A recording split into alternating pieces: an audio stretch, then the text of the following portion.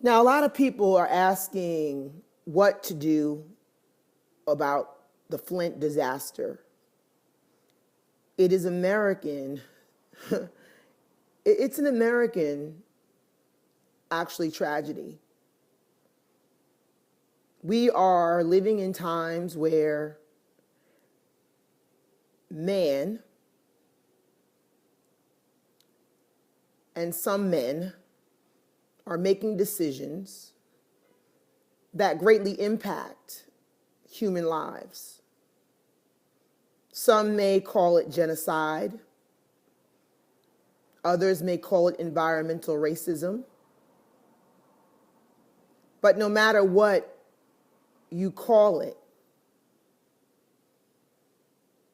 it is causing death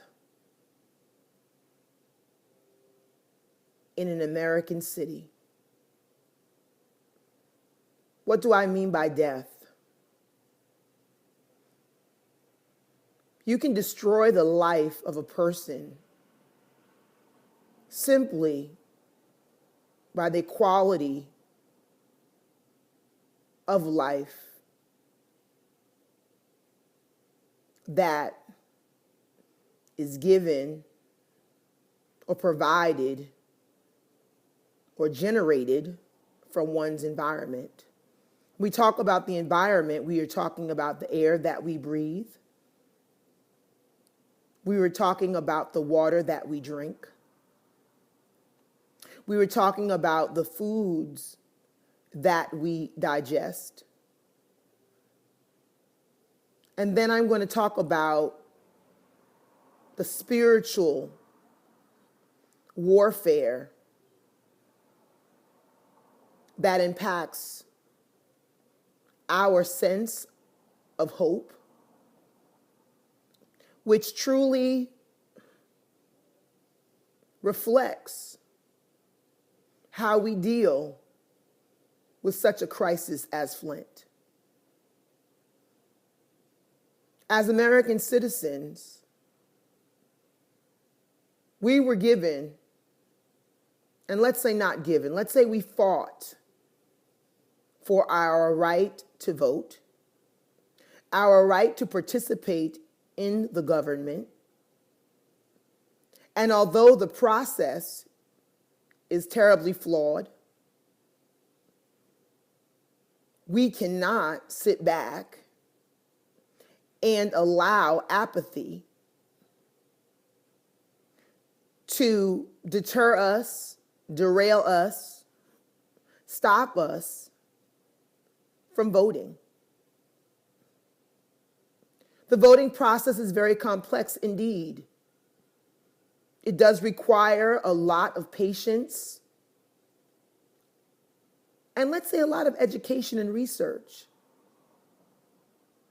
We are putting people in offices who don't deserve to be there, but because of a vote.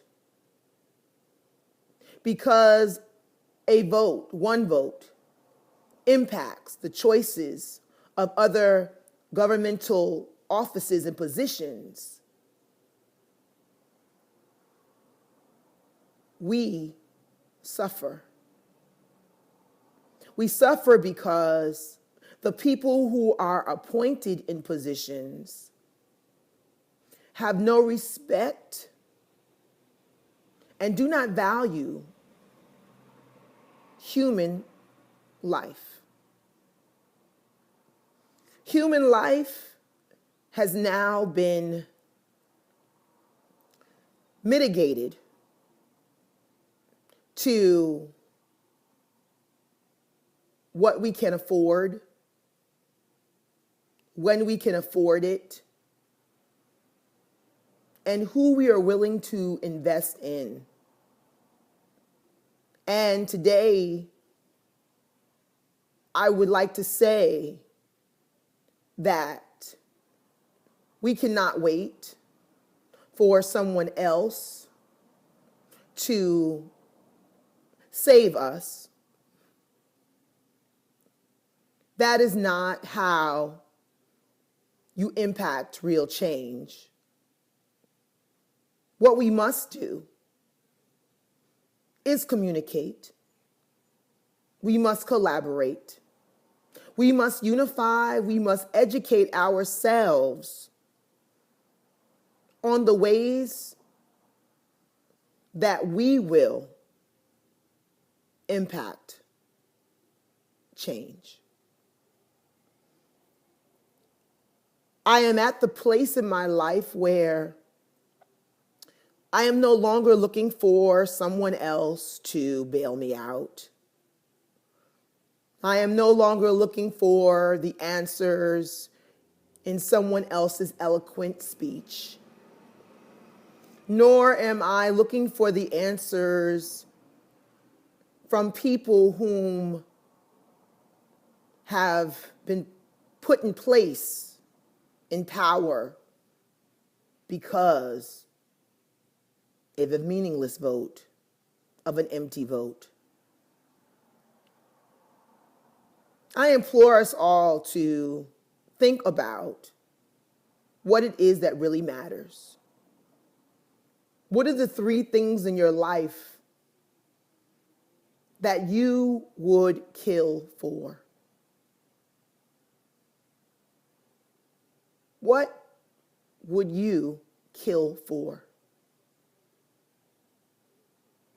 And why? No, I didn't ask you what could you live for, or what do you need, or what do you want. I'm asking what you would kill for. In this life, we must ask ourselves that. And we must die every day in order to fight for true survival. Happiness is usually defined by instant gratification, by feelings of positivity that radiate in our smile, in our walk, in our talk. But that will be short-lived. The ultimate way to ensure that you are living your best life is to make sure that every day you are working towards maintaining it. And that you are not only maintaining, but you are going into a place of proactivity. That you are the person whom you start to change. Higher vibrations, higher frequencies. What do you imagine your life to be? What are your daily thoughts?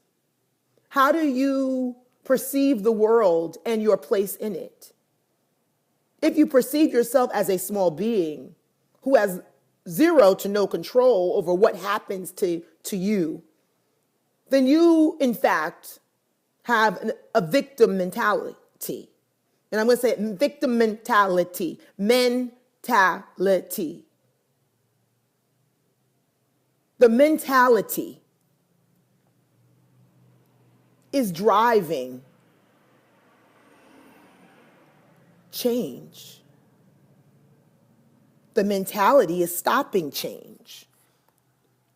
So when we think about what is mentality, why is that important? Why is it important to understand what it means? Well, it's a characteristic attitude of mind, a way of thinking of a person or a group. Another definition is it's the capacity for intelligent thought. Do you have the capacity for intelligent thought? Being a victim, is that intelligent thought? So now let's go back and really think about what is intelligence. Because, when someone calls you intelligent, there's a part of us that beams, blossoms. Oh, wow, I'm intelligent. That means something. What does it mean? It means the ability to learn or understand or to deal with new or trying situations. I want to say that again. The ability to learn or understand or to deal with new or trying situations. The ability to apply knowledge to manipulate one's environment or to think abstractly as measured by objective criteria. Now, I'm going to take that very slow because when you think about that, the ability to learn or understand or to deal with new or trying situations, what's happening in Flint is a new or trying situation. Now, when you say new, oh, it wasn't new, it was going on long ago, but it's new in terms of our consciousness. It is put forth with mass media. We are, through social media, understanding what the impacts of the Flint disaster is. But intelligence is measured by the way you learn or understand or deal with it. Now, we take the second part of that definition of intelligence, the ability to apply knowledge to manipulate one's environment. Okay, that's really where I'm trying to go here. The ability to apply knowledge to manipulate one's environment. We have to create the environment that we would like to live in. We have to be the change that we want to see. Now, I know that sounds cliche. Gandhi said it, and people have some thoughts about Gandhi in terms of that's the one quote that we always quote, but it has some meaning. Intelligence. The or is to think abstractly as measured by objective criteria. To think abstractly, what does that mean to have abstract thinking? What does that mean to enter into a new situation and not think of it in terms of what's linear, what's logical sometimes, but abstract? To learn abstractly, to understand abstract thinking, it's an art. It's an art. It is something that you have to craft. You have to develop. Because the definition of abstract is existing in thought or as an idea, but not having a physical or concrete existence. I want to say that again because abstract thinking sounds a little synonymous to faith. So existing in thought or as an idea, but not having a physical or concrete existence. I can't see Flint delivering. I can't see the victory, but I know it's there because I'm going to apply my abstract thinking to the problem. This is the new problem. I'm going to apply my knowledge. What I'm asking everybody to do is to apply their intelligence, their abstract thinking, in order to solve the problem. Now, it's not easy. I'm not saying it's going to happen overnight. I'm saying, are we willing to actually bring an existing thought or an idea that doesn't have physical or concrete existence? We don't know. We haven't seen the evidence that this will make change, but there's a thought that it might. There's a faith because I can manipulate this environment. Think on this. Think on this. And let me know your thoughts. Have a blessed day. Now, a lot of people are asking what to do about the Flint disaster. It is American. It's an American, actually, tragedy. We are living in times where man and some men are making decisions that greatly impact human lives.